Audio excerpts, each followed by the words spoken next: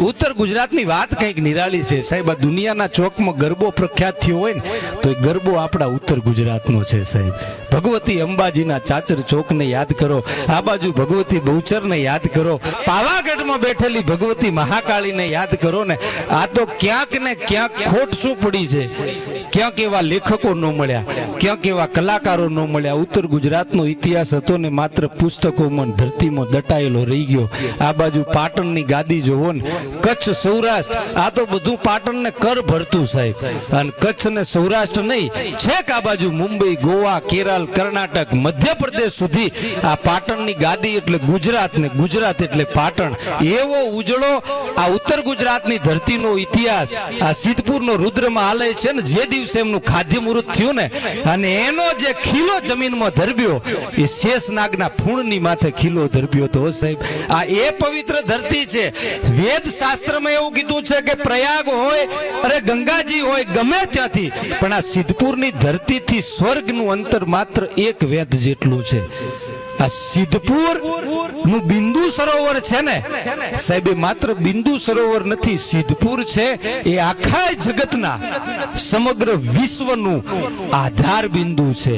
જો દુનિયામાં ક્યાંય દુનિયાનું સર્જન થયું છે ને, સર્જન એનું આધાર કેન્દ્ર હોય ને તો બાપુ સિદ્ધપુર છે. બ્રહ્માના માનસ પુત્ર કદર્પ ઋષિથી માંડી અને એમના પુત્રીઓથી માંડી એ સાત પુત્રીઓનું જ્યારે વિવાહ થાય ને, લગ્ન, એમાંથી આખી દુનિયાની ઉત્પત્તિ થઈ. એમાં 7 ખંડની રચના થઈ. વસુધૈવ કુટુંબકમ આપણા શાસ્ત્ર જ્યારે વેદ કહે છે ને, પણ એની ઉત્પત્તિ આ સિદ્ધપુરમાંથી છે.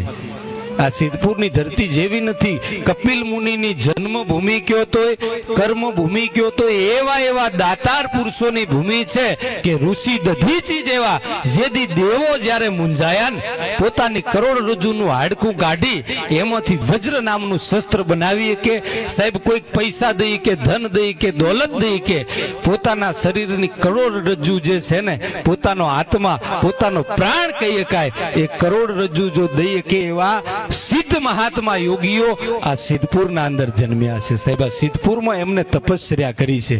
ઓગણનાથજી મહારાજ હોય, આજ પણ એવી જગ્યાઓ, એવા આશ્રમો આ ધરતીના અંદર ધબૂકે છે. એ ધરતીના અનુયાયીઓ, અને હું તો કહું છું, જો દરેક ધરતીને વંદન છે, દરેક ધરતીને પ્રણામ છે, પણ આ મારી અને આપણી ઉત્તર ગુજરાતની ધરતી છે ને સાહેબ, દુનિયામાં કોઈ ધરતી આના તોલે ન આવી કે સાહેબ. એટલી પવિત્ર આપણી ધરતી છે. જે ધરતીમાં હું તમે જન્મ્યા છીએ, જે ધરતીમાં હું તમે મોટા થયા છીએ, આના ઇતિહાસો ખંખોળવા બેહીન તો રાતોની રાતો ટૂંકી પડે.